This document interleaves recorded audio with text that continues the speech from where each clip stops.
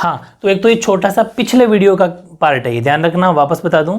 हालांकि very good कुछ student ने ये बात लिखी कि सर होम रूल मूवमेंट यानी कि ये स्वशासन आंदोलन नहीं करवाया, बहुत अच्छी बात है, वो बिल्कुल एक्यूरेट हर बात पे ध्यान दे रहे हैं।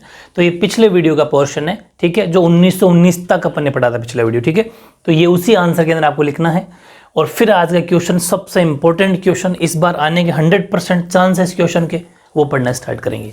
तो देखो, होम रूल मूवमेंट अलग से आ सकता है 2 मार्क्स में, इसके बारे में बात करते हैं अपन। स्वशासन आंदोलन 1915 के अंदर स्टार्ट हुआ था। एनी बिसेंट ने, ध्यान रखना, एनी बेसेंट, ठीक है, from 1915 AD Mrs Annie Besant declare to form the home rule league on the model of Irish home rule league, ठीक है। यानी कि आयरिश होम रूल लीग के नमूने पर, मतलब इसी जैसा एक आंदोलन और चलता था, क्योंकि उसका नाम था आयरिश होम रूल, तो उसी नाम के आधार पर एनी बिसेंट ने स्वशासन आंदोलन। देखो एक्चुअल में हिंदी इंग्लिश सेम है इसकी। होम रूल का मतलब होता है स्वशासन, होम मतलब खुद का घर, इस वजह से होम का मतलब स्वशासन, ठीक है। यानी कि हमें क्या चाहिए, हमें खुद का शासन चाहिए। इसके लिए एनी बिसेंट ने होम रूल लीग स्थापना करने की घोषणा की। अब ध्यान रखना, उधर तो एनी बिसेंट ने घोषणा की और इधर 1916 के अंदर सेम टू सेम तिलक ने भी की। लेकिन ध्यान रखना, एनी बिसेंट, इसके अंदर एनी बिसेंट हेल्प करेगी, समझ पा रहे हो, तिलक की हेल्प करेगी। और तिलक ने भी बिल्कुल होम रूल स्थापना की थी, लेकिन कहाँ पर, ये बेलगांव में, ठीक है। 1916 में तिलक ने बेलगांव में अपनी होम रूल लीग की स्थापना की और दोनों संस्थाएं तालमेल के साथ, मतलब दोनों आपस में एक दूसरे की हेल्प करते हुए काम कर रहे थे। In 1916 Tilak established his own home rule league in Belgaum, ठीक है। और both the organisations used to work in unison their objective. अच्छा, लास्ट ये है कि इन दोनों ने जो ये होम रूल लीग की स्थापना की, इन दोनों का मेन उद्देश्य क्या था, तो जो सारे भारतीयों का उद्देश्य था वो इनका उद्देश्य था, क्या कि their objective was the spread the demand of freedom from British empire for the people. समझ पा रहे हो, यानी कि अंग्रेजी साम्राज्य के भीतर स्वायत्तता की मांग को लोगों तक पहुंचाना था, कि अंग्रेजी साम्राज्य के भीतर क्या क्या बातें चल रही है, समझ पा रहे हो। और ये मान लो कि अंग्रेजी साम्राज्य से हम क्या मांग करते हैं, इस बात को, इस मांग को लोगों तक पहुंचाना था। मैंने कहा था अपन पढ़ क्या रहे थे कि हमें आज़ादी चाहिए, ठीक है, लेकिन बड़े लोग, पूंजीपति लोगों के हाथ में थी उस टाइम पर सारी की सारी पावर। तो ये क्या करेंगे, कोई न्यूज़पेपर बांटेंगे, कोई ऐसी लीग बनाएंगे, कोई छोटी मोटी ऐसे इंस्टीट्यूशन बना के लोगों को इकट्ठा कर रहे थे कि कैसे करके हमें आज़ादी मिल जाए। समझ पा रहे हो ना, तो ये कुछ बातें थी, ठीक है। और अब अपन बढ़ते हैं नेक्स्ट। अच्छा, बेलगाम की बता दूं, बेलगाम कर्नाटका में पड़ता है, ठीक है। बेलगाम कहाँ पड़ता है, कर्नाटका में। जो तिलक ने पार्टी बनाई थी होम रूल की, ये कर्नाटक के अंदर है बेलगाम। चलो, अब ये तो चलो पिछले क्वेश्चन का था जो आप उसमें कवर कर लेना।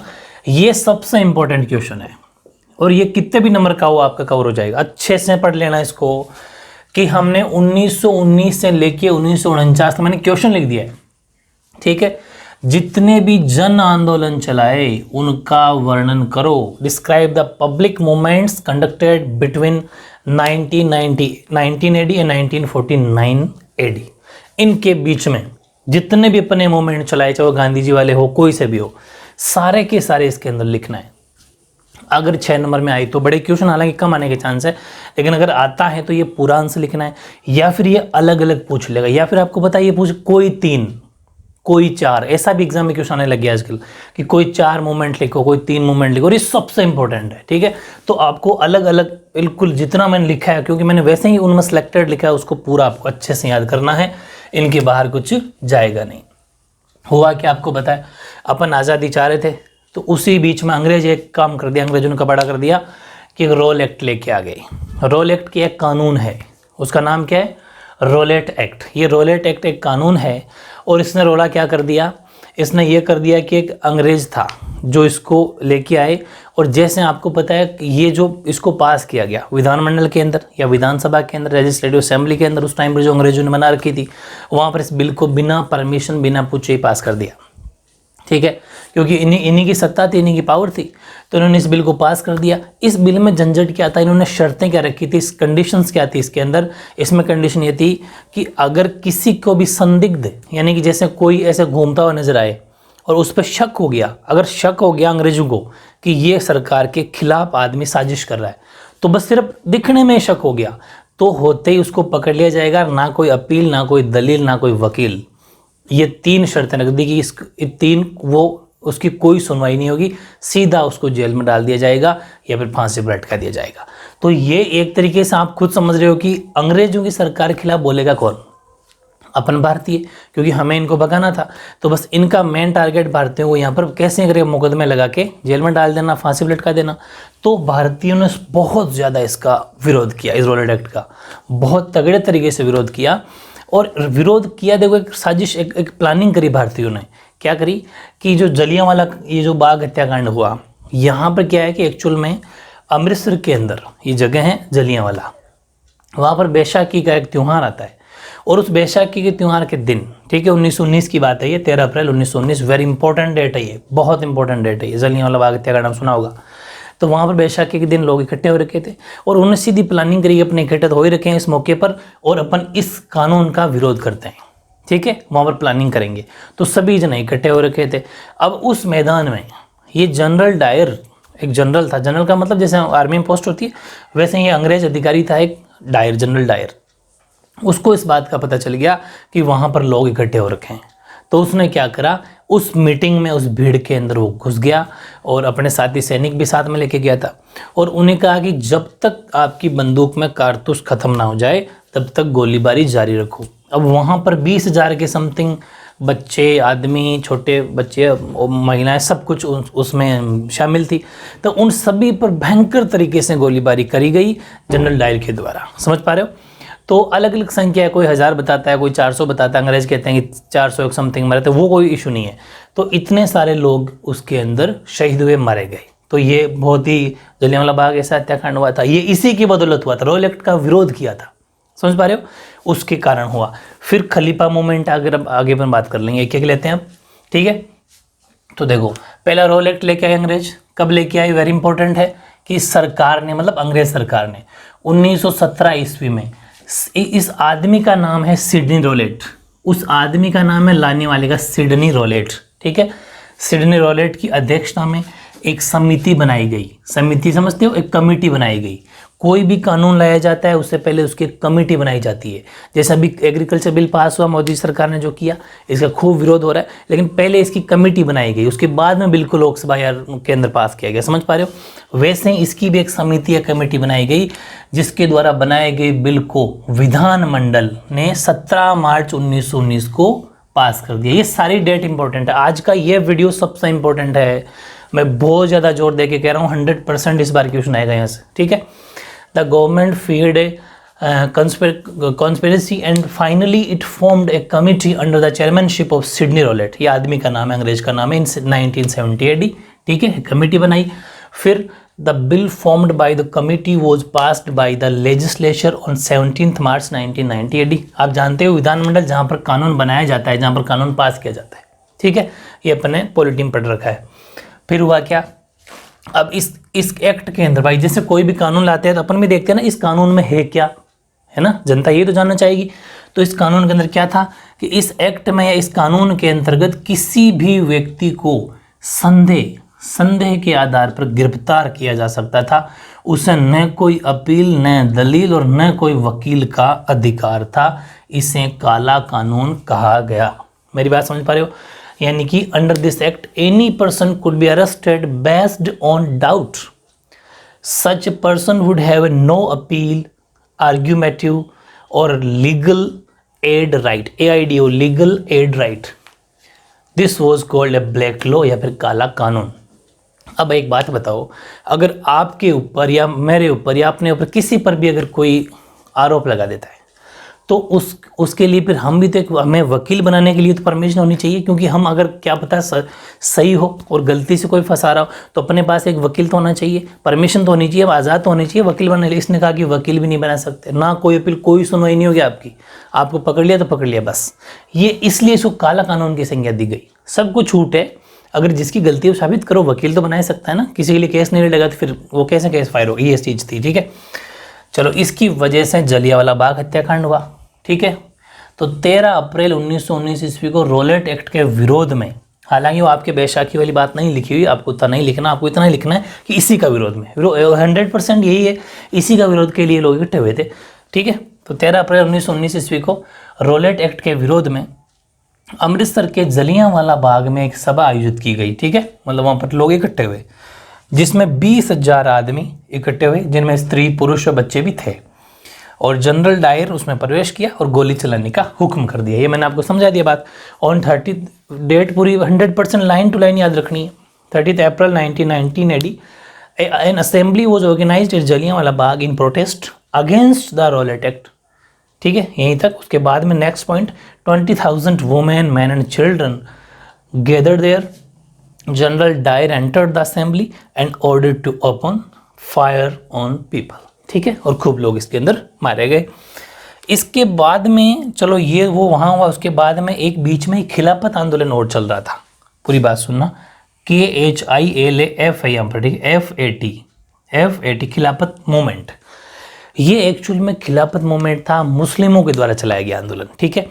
मुस्लिमों ने ये खिलाफत आंदोलन चलाया था। एक्चुअल में तुर्की के अंदर आपको पता, आपने कहा था कि जो तुर्क मुसलमान होते हैं वो अपने एक खलीफा को राजनीतिक और धार्मिक यानी रिलीजियस और पॉलिटिकल दोनों अपना प्रमुख मानते हैं, मेन मानते हैं कि हमारा ये हेड है राजनीतिक और पॉलिटिकल दोनों, सॉरी वो धार्मिक रिलीजियस, ठीक है। तो धार्मिक और राजनीतिक दोनों प्रमुख मानते हैं मुसलमान अपने खलीफा को, ठीक है, तुर्की खलीफा को। और तुर्की खलीफा जो है ना वो अंग्रेजों से लड़ रहा था, ठीक है, और अंग्रेज चाहते थे कि तुर्क की पोस्ट को खत्म कर दिया जाए, खलीफा की पोस्ट को खत्म करके इस तुर्क एम्पायर पर पूरा का पूरा अपना अधिकार कर लें।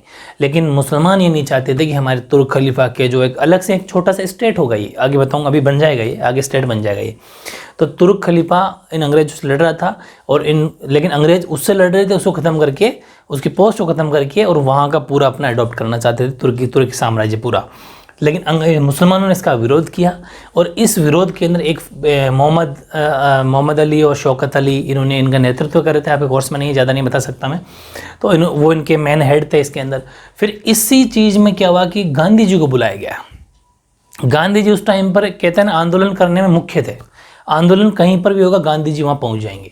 तो गांधी जी को छोटा सा मैसेज पहुँचा कि आपको इस आंदोलन में आना है, तो गांधी जी बिल्कुल चले गए। गांधी जी की यहाँ पर एक मौका भी था गांधी जी का कि ये मुस्लिमों का है और हिंदू मुस्लिम एकता पे जोर देना, यहाँ पर उनके पास मौका था कि अगर हिंदू मुस्लिम एक हो जाएंगे भाई, क्योंकि मुसलमानों का है, तो कल को ही मुसलमान भी हिंदू की हेल्प करेंगे, इस तरीके से अंग्रेजों को भगाया जा सकता है। और आगे पढ़ेंगे असहयोग आंदोलन, उसके अंदर हेल्प भी करेंगे, तो सब अब हिंदू मुस्लिम सब एक भी हो जाएंगे। तो यहाँ पर इनका गांधी जी ने साथ दिया। तो गांधी जी को इस आंदोलन का मुख्य बनाया जाएगा, हेड बनाया जाएगा, ठीक है, इस खिलाफत मूवमेंट का, समझ पा रहे हो, मुख्य हेड बनाया जाएगा गांधी जी को इस खिलाफत आंदोलन का। और इसके बाद में ये आंदोलन चलेगा, और गांधी जी के पास एक उपाधि है, ठीक है, उपाधि भी गांधी जी क्या करेंगे, वापस लौटा देंगे, सर केसर हिंद की, हाँ केसर हिंद का एक टाइटल है गांधी जी के पास में। इस आंदोलन वहाँ में जाके जो अंग्रेजों के द्वारा दिया गया था, ठीक है, वो वापस लौटा देंगे, मुझे तेरी उपाधि या टाइटल नहीं चाहिए, और हम आपके इस कानून का विरोध करते हैं कि आप खलीफा की पोस्ट को नहीं खत्म कर सकते, ठीक है, ऐसा कुछ है। फिर आखिर के अंदर अंग्रेज तंग हो जाएंगे, तो अलग से इसको स्टेट बना देंगे खलीफा को, बता दूंगा अभी, ठीक है। देखो ये खिलाफत आंदोलन भारतीय मुसलमानों द्वारा खलीफा के सम्मान में चलाया था, क्योंकि खलीफा इनका धार्मिक गुरु था और उसकी छोटे से उस स्टेट को बचाना इनके लिए जरूरी था। The Khalifa movement was organised by Indian Muslim honour of Khalifa of Turkey, ठीक है, ऑनर का मतलब सम्मान। फिर गांधी जी भी इस आंदोलन में शामिल हुए और केसर हिंद की उपाधि को वापस लौटा दिया। इस आंदोलन की समाप्ति 10 अगस्त 1920 को सैब्र की संधि, एक संधि हुई थी, ठीक है, सैब्र की संधि बोलते हैं उसको, जगह का नाम है, सैब्र की संधि हुई। इस ट्रीटी के अंदर क्या बात है, मैंने कहा था ना, जब भी कोई संधि होती है, ट्रीटी होती है, तो उसमें कुछ फैसले रखे जाते हैं, कुछ शर्तें रखी जाती है। शर्त क्या रखी, शर्त ये रखी कि तुर्की को अलग कर देंगे और उसे धर्मनिरपेक्ष राष्ट्र बना देंगे, ठीक है, जो सभी धर्मों का इज्जत करे, घोषित करके खलीफा के पद को समाप्त कर दिया कि खलीफा के पद को तो हम समाप्त कर देंगे, ये तो करेंगे, लेकिन एक बात है कि इसको हम अलग स्टेट बना देते हैं, हम हड़पेंगे नहीं। तो ये एक सहमति बन गई। तो मुस्लिमों ने भी कहा हाँ ठीक है, कोई बात नहीं, खलीफा पोस्ट को कोई बात नहीं, लेकिन हमारे इस खलीफा के इसको आप एम्पायर को अडॉप्ट नहीं कर सकते, हड़प नहीं सकते, ठीक है। तो Gandhi ji also participated in this movement and returned the honor of Kaisar A Hind. This movement ended on 10th August 1920 along with the Treaty of Sevres, ठीक है, या सेब्र या सेवर्स, इंग्लिश वाले में सेवर्स, SEVRES, सेवर्स, ठीक है। According to provisions of this treaty, Turkey was divided and declared as a democratic nations and the post of Khalifa was abolished. बस इस चीज़ को पोस्ट को खत्म कर दिया, लेकिन एक अलग तरह का स्टेट बना दिया। तो अंग्रेजों का अधिकार वहाँ पर राज नहीं रहेगा, वहाँ पर उन्हीं खलीफाओं का ही राज रहेगा, बस खलीफा पोस्ट नहीं रहेगी। ठीक है, ये था खलीफा मूवमेंट। अब हम पढ़ते हैं असहयोग आंदोलन, असहयोग मूवमेंट। ऐसा ही बहुत ही जबरदस्त था एक मूवमेंट और था, नॉन कॉरपोरेशन मूवमेंट। असहयोग आंदोलन, असहयोग नाम में ही है, नॉन कॉरपोरेशन, असहयोग मतलब कि अब अंग्रेजों का सहयोग नहीं करना है हमें। ठीक है, अंग्रेजों की हर बात को मना करो। जैसे कि आपने जितने भी टाइटल ले रखे हैं, अंग्रेजों ने आपको खुश करने के लिए टाइटल दे रखे हैं, उनको वापस दे दो। ठीक है, ये बात करी। उनको टैक्स मत दो, मतलब कर मत दो, टैक्स देना ही नहीं है अपन को। ऐसी बहुत सारी जितनी भी उन्होंने आपको दे रखा है, उनकी बातें मत मानो, उनके नियमों पे मत चलो। ठीक है, और इसीलिए क्या करेंगे आपको पता, नियमों पे नहीं चलेंगे। ये सब बातें करके इन्होंने आंदोलन को बड़ा शानदार तरीके से आंदोलन असहयोग को बढ़ाया। लेकिन असहयोग आंदोलन जैसे ही चल रहा था गांधी जी के नेतृत्व में, तो हुआ क्या कि ये जैसे आंदोलन करता है, एक निकल रहे थे, उस जगह का नाम था, 5 फरवरी की बात है, उत्तर प्रदेश, यूपी। ठीक है, यूपी में गोरखपुर जिले के अंदर चौरी चौरा नामक एक जगह है। ठीक है, चौरी चौरा नामक एक जगह है, वहाँ से इनका जुलूस जुलूस का मतलब बहुत सारी भीड़ निकल रही थी। तो पुलिस, जैसे अभी अपन बैरिकेड लगा के रोकते हैं ना, वैसे पुलिस ने उनको रोका। ठीक है, उनको रोका कि आप कहाँ जा रहे हो, नहीं जा सकते। उनको रोका तो इन्होंने क्या करा, उग्र भीड़ थी, गुस्से में थे, तो वहाँ पर जो पुलिस थाना था, जिन पुलिस ने रोका उसके पास पुलिस थाना होता है, उस पूरे पुलिस थाने को आग लगा दी, जिसके अंदर 21 पुलिसकर्मी और एक इंस्पेक्टर यानी कि एक थानेदार शहीद हो गए। तो ये बहुत गलत घटना थी। ऐसा किसी संस्था पर, गवर्नमेंट संस्था के ऊपर ऐसा काम नहीं कर सकते। तो ये बहुत इलीगल काम हो गया, और इससे गांधी जी हो गए दुखी। गांधी जी बहुत दुखी हुए, और गांधी जी ने ये जो मूवमेंट था ये वापस ले लिया। बोले नहीं, अब ये बहुत गलत काम किया आपने, और इस मूवमेंट को वापस ले लिया। और नॉन कॉर्पोरेशन मूवमेंट यानी कि असहयोग आंदोलन वहाँ पर खत्म हो गया था। ऐसा कोई रिजल्ट नहीं निकला। ठीक है, इसके बाद में कोई 7 साल बाद 1927 में साइमन कमीशन आएगा, अंग्रेज लेके आएंगे।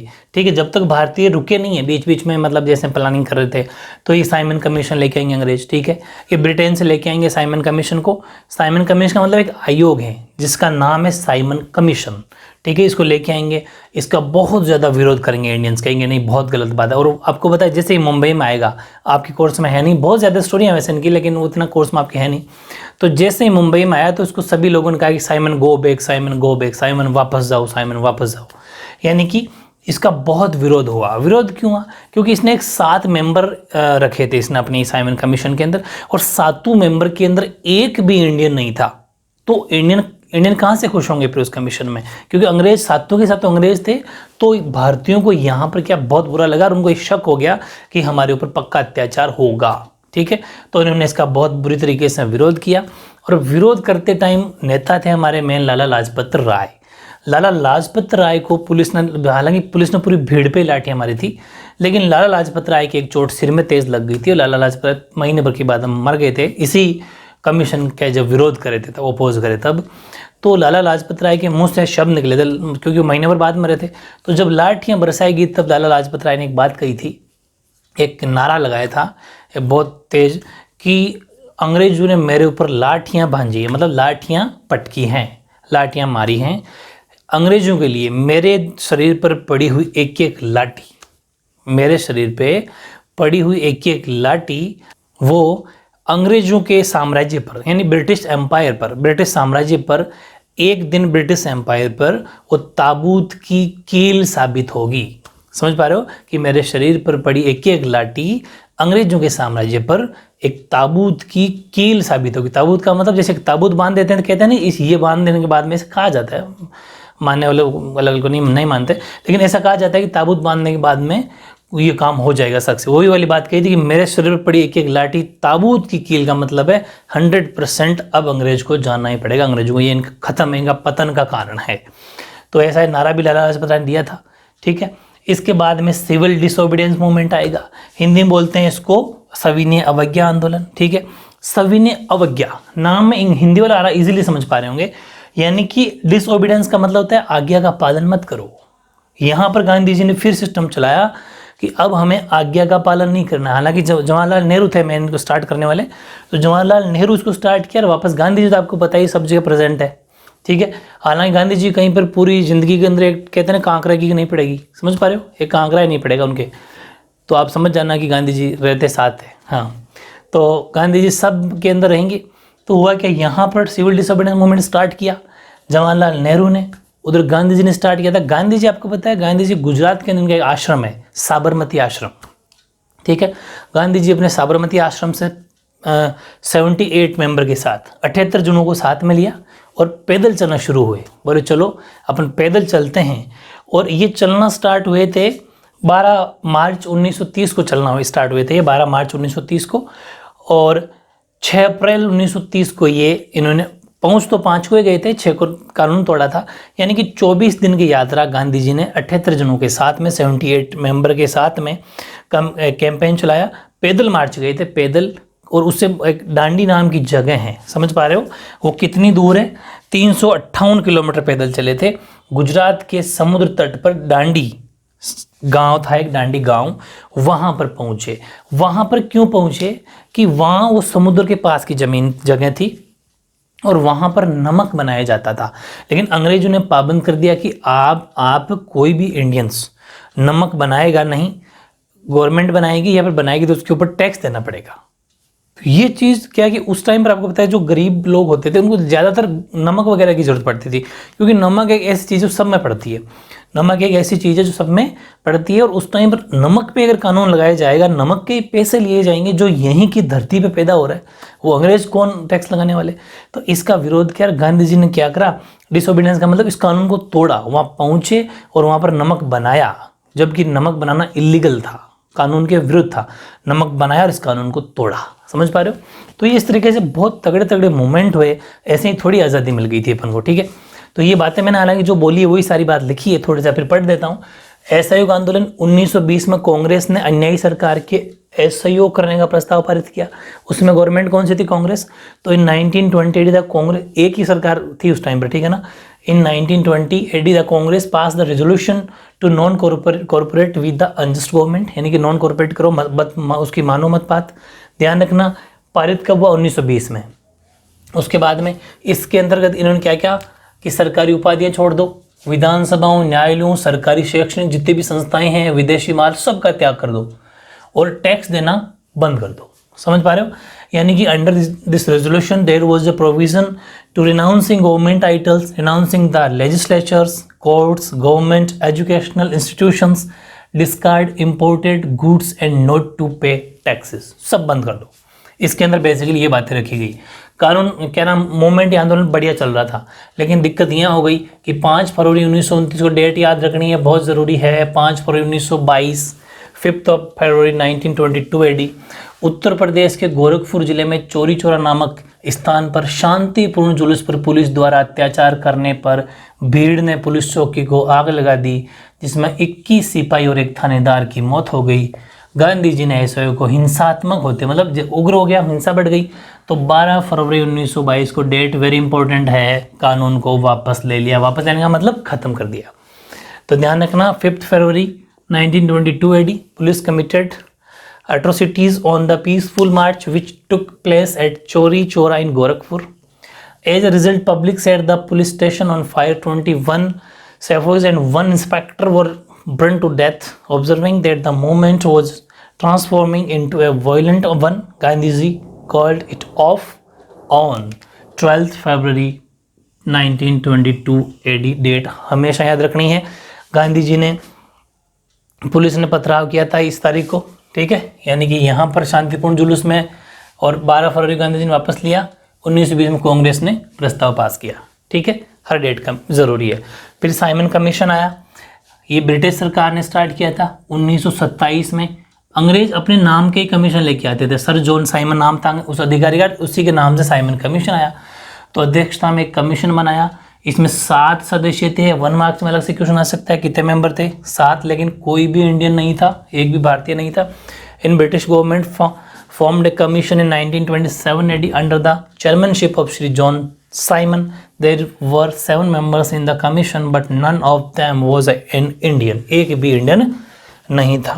तो हुआ क्या, 3 फरवरी 1928 को ज़बरदस्त विरोध हुआ। कमीशन बम्बई पहुंचते इसका ज़बरदस्त विरोध हुआ, और विरोध करे लोगों पर पुलिस ने अंधाधुंध गोलियां और लाठियां बरसाई। तो लाला लाजपत राय की मौत हो गई। वो जरूरी नहीं है ऐसे लिखने की सिर पर लकीर, महीने सीधा लिख दो, डेथ हो गई थी। ठीक है। तो when the commission reached Mumbai on 3rd February 1928 AD, it was rigidly opposed by the people. The police लाठी चार्ज the mob का मतलब भीड़, mob, ठीक है। कॉन्सिक्वेंटली ये CONSEQUA था, ठीक है, UNEUENTLY, ठीक है। स्पेलिंग आप पूछते हो ना तो ये थोड़ा देख लेना। लाला लाजपत राय डाइट। अब आया सविनय अवज्ञा आंदोलन, सिविल डिसोबीडियंस मूवमेंट। कब बना? 30 दिसंबर 1929 को कांग्रेस के अधिवेशन में पंडित जवाहरलाल नेहरू की अध्यक्षता में कांग्रेस ने इसको पूर्ण स्वराज की मांग की थी। हमें पूरा हमारा खुद का राज चाहिए, प्रस्ताव पास किया। पूर्ण स्वराज के लक्ष्य को प्राप्त करने के लिए गांधी जी भी उधर स्टार्ट हो गए 73 मेंबर को लेके साबरमती आश्रम में 358 किलोमीटर। क्योंकि देखो इन्होंने कहा कि हमें कंप्लीट पूर्ण स्वराज चाहिए, आप कौन होते हो, हमें यहीं के सब कुछ हमारा चाहिए, इसलिए गांधी जी ने कानून तोड़ा था, ठीक है। तो 358 किलोमीटर पैदल चले थे अपने आश्रम से दूर समुद्र तट स्थित डांडी गांव के लिए पैदल चल दिए। 6 अप्रैल को तोड़ा था कानून, याद रखना, 1 मार्क्स में क्वेश्चन आएगा। 6 अप्रैल 1930 को डांडी पहुंचकर नमक बनाकर अंग्रेजी कानून को तोड़ा, ठीक है, ओके। यानी कि हाँ, तो ये तो हो गया ऑप्शन। ये in the Congress meeting held 30 December 1928 the Congress pass the resolution to obtain swaraj under the leadership of Jawaharlal Nehru. फिर in order to achieve the objective of complete Swaraj, Gandhiji with the 78 campaigns marched on foot towards Dandi village situated on the sea coast in Gujarat, around 358 kilometers away from Sabarmati Ashram. On 6 April 1930 he reached Dandi and broke the law, कानून को तोड़ा by making salt, नमक बनाया without any, और किसी permission के बिना। तो बहुत ज़बरदस्त है, आपको इंटरेस्ट आ रहा होगा, देशभक्ति अगर जाग रही है आप में तो वाकई आपको इंटरेस्ट इसमें आ रहा होगा, ठीक है। हाँ, तो उसके अंदर एक बात और लिख लो, इस आंदोलन की विशेषता ये थी कि इसमें महिलाओं ने भाग लिया था, सबसे बड़ी बात है ये है, महिलाओं ने भाग लिया था। और 5 मार्च 1930 को सरकार और कांग्रेस के मध्य गांधी इरविन समझौता हो गया, ठीक है। Unique feature this movement was participation of women. अच्छा, कौन सा मूवमेंट है ये? सविनय अवज्ञा आंदोलन, ठीक है। उसके अंदर ये पक्की गारंटी थी कि इसके अंदर सबसे बड़ी बात ये थी कि महिलाओं ने पार्टिसिपेट किया था। अलग से क्वेश्चन आ सकता है, ऐसा कौन सा मूवमेंट था, ठीक है, जिसके अंदर महिलाओं ने पार्टिसिपेट किया? तो वो सविनय अवज्ञा आंदोलन था, ठीक है। और on 5 March 1931 Gandhi Irwin pact took place between the government and the Congress. और 5 मार्च 1931 को गांधी और इरविन के मध्य, देखो गांधी जी थे और इरविन एक अंग्रेज है, इन दोनों के बीच में एक समझौता हो गया, ठीक है। समझौते को बोलते हैं Gandhi Irwin pact, Gandhi Irwin समझौता। कब हुआ? 5 मार्च 1931 को। इसमें क्या है कि 11 सूत्री मांगे रखी गई थी, ठीक है, 11 बातें मनाई गई थी, कुछ बातें गांधी जी के पक्ष में, कुछ बातें उनके पक्ष में। फिर एक गोलमेज सम्मेलन होगा, गोलमेज सम्मेलन के अंदर गांधी जी जाएंगे। गोलमेज का मतलब जो गोलमेज के ऊपर सम्मेलन करवाते थे अंग्रेज लोग, वहाँ पर गांधी जी जाएंगे सेकंड गोलमेज के अंदर, वो आपके लेवल का नहीं है। उसमें गांधी जी को बुलाएंगे कि आप वहाँ शामिल हो ना, उसके बाद में हम आपको ऐसे ऐसे ऐसे मतलब भारतीयों को छोड़ देंगे वगैरह, काफ़ी बातें करी गई थी। लेकिन वहाँ पर गांधी जी गए थे, पहले गांधी जी को बुला लिया, गांधी जी वहाँ पर गए, लेकिन खाली हाथ लौटना पड़ा क्योंकि एक ही बात वहाँ पर मानी नहीं गई। और इस जो गांधी इरविन समझौता होता है ये भी लास्ट में जाके वो बदल गए अंग्रेज, ठीक है। लेकिन आपको इतना सा लिखना कि 5 मार्च 1931 को गांधी इरविन पैक्ट हो गया, होते ही सविनय अवज्ञा खत्म हो गया, ठीक है। फिर नया आया व्यक्तिगत सत्याग्रह, पर्सनल सत्याग्रह। वो कब स्टार्ट हुआ? 17 अक्टूबर 1940 को, ठीक है। कांग्रेस ने व्यक्तिगत सत्याग्रह आंदोलन शुरू किया, वेरी इंपॉर्टेंट है। और 17 अक्टूबर 1940 the Congress started personal Satyagraha movement. कब? 17 अक्टूबर 1940, डेट याद रखना। फिर क्या हुआ? इसे सिस्टम ये रखा क्या कि गांधी जी जिस भी सत्याग्रही को चुनेंगे वो एक एक करके सार्वजनिक स्थलों पर पहुंचेंगे, युद्ध के खिलाफ भाषण देंगे और अपनी गिरफ्तारी देंगे, ये सिस्टम रखा गया, ठीक है। यानी कि it was decided the satyagrahis selected by Gandhiji will proceed towards public places one by one, give speeches against the war and get arrested, ठीक है, ओके। और फिर विनोबा भावे। अब इसके अंदर कौन कौन गिरफ्तार हुए थे? आपके लेवल बुक में बात दे रखी थी, वैसे कॉम्पिटेटिव एग्जाम में पूछा जाता है। पहले विनोबा भावे थे जिनको गिरफ्तार किया गया, जवाहरलाल नेहरू सेकंड थे, और ब्रह्मदत्त ये तीसरे सत्याग्रही थे जिन्हें सजा दी गई। याद होता है तो ठीक है, वरना ये लाइन कोई इंपॉर्टेंट नहीं है।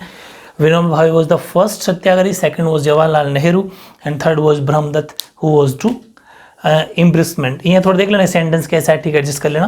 कहने का मतलब ये कि तीनों ने गिरफ्तारी हुई थी, यहाँ पर तीनों को ऐसा मान लो कि सजा दी गई थी। ठीक है, ये सेंटेंस है।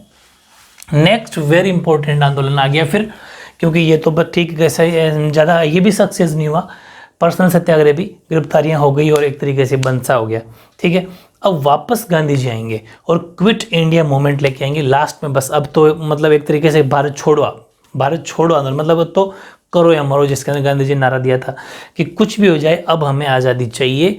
गांधी जी ने एक नारा भी देंगे कि करो या मरो, कुछ भी करो लेकिन हमें अब आज़ादी चाहिए, अंग्रेजों को भगाना ही है। ये कसम खा के जब इंसान शुरू हो जाता है ना, तो फिर आपको पता ही, तो यही हुआ था 8 अगस्त 1942 को। ठीक है, बम्बई में अखिल भारतीय कांग्रेस समिति की बैठक में गांधी जी ने क्या कहा, भारत छोड़ो प्रस्ताव को तो पहले स्वीकार किया कि चलो ठीक है हम एक प्रस्ताव लेके आते हैं, भारत छोड़ो, उनको इन्होंने स्वीकार कर लिया। Gandhi ji proposal of quit India was accepted by the All India Congress Committee, क्योंकि Gandhi ji All India Congress Committee के अध्यक्ष थे, चेयरमैन थे, तो वही जो करेंगे वो पहले स्वीकार सिग्नेचर नहीं कहेंगे, उन्हें सिग्नेचर कर दिया, मतलब यस हो गया। And it's meeting which was held in Mumbai 8 अगस्त 1942। ठीक है, ओके। उसके बाद मुंबई के अंदर 1942 के अंदर गांधी जी बात मान ली। फिर इस संदर्भ में गांधी जी ने एक बात कही थी, उन्होंने कहा कि अब मैं आपको एक छोटा सा मंत्र दे रहा हूँ, मंत्र या वचन दे रहा हूँ, और वह मंत्र ये हैं, करो या मरो। Gandhi said I am giving a short mantra to all of you, do or die.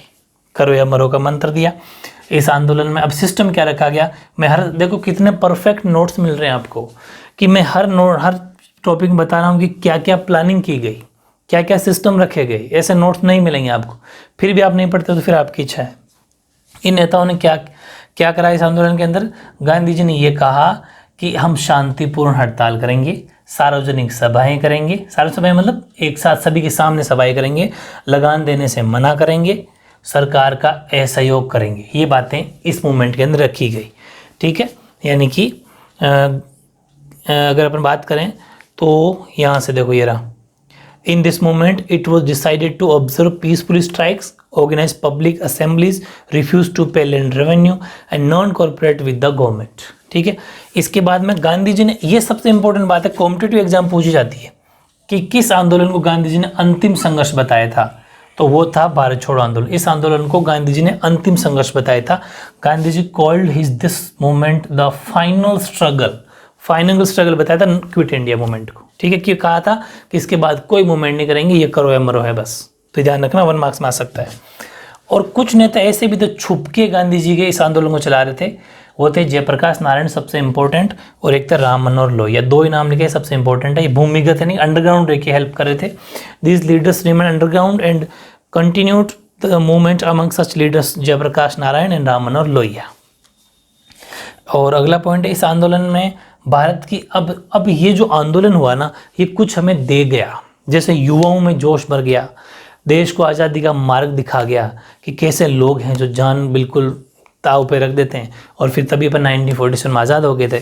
तो इस मोमेंट, ये अलग से 2 मार्क्स में अगर डीपली पेपर बनाए तो पूछ सकता है कि क्विट इंडिया मूवमेंट, भारत छोड़ो आंदोलन, हमारे देशवासियों को क्या सीख दे गया। तो वो फिर नीचे वाली ये 3-4 लाइनें लिखनी है। ठीक है, this movement paved the path for independence of India, मतलब एक आज़ादी का मार्ग दिखा गया। It refuse the spirit of bravery, excitement, strength and sacrifice for the nation among the Indians, मतलब कि हम भारतीयों को सब कुछ सर्वोच्च देने के लिए हिम्मत दे गया। ए न्यू जनरेशन में जो आने वाली पीढ़ियां हैं of leadership emerged in the country due to which the strength and power to resist the colonial rule increased among the people। इसके बाद में इंग्लिश वालों के लिए एक लाइन और है, now India demanded nothing less than complete independence, आज़ादी के सिवाय अब भारतीयों को और कुछ नहीं चाहिए। मतलब ये है कि ये आंदोलन है ना, वो भारत को आज़ादी का मार्ग प्रशस्त कर दिया। भारतीयों में वीरता, उत्साह, शौर्य, देश के लिए सब कुछ त्याग, सर्वस्व त्याग मतलब सब कुछ त्याग की भावना जागृत की।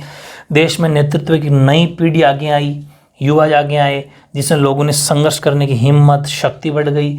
और now India demanded nothing less complete independence, अब भारत संपूर्ण स्वतंत्रता से कम कुछ नहीं चाहता था। तो बहुत ज़बरदस्त मोमेंट था। इस तरीके से ये जो मैंने अपने 7 या 8 मोमेंट पढ़े हैं, आप जो भी 6-7 एक से बढ़े एक अलग अलग पूछेगा तो भी नॉट सफिशिएंट है। 6 नंबर में आता है तो आप थोड़ा थोड़ा 1-2 लाइन कोई भूल भी जाते हो तो कोई बात नहीं, ये परफेक्ट नोट्स है। डेट ज़रूर याद रखना सब मोमेंट की, क्योंकि डेट अलग से पूछी जा सकती है। मैंने आपको इस चीज़ को डीपली बताया है, ठीक है। अब कुछ पिछले वीडियो में जो मिस्टेक थी, जैसे 2 डेट की मिस्टेक थी। एक तो थी अपने जो INC पढ़ी थी, इंडियन नेशनल कांग्रेस पढ़ी थी, उसके अंदर एक तो फर्स्ट फेज़ के अंदर, फर्स्ट फेज़ का मतलब प्रथम चरण, उसमें हिंदी में मिस्टेक कर दी मैंने।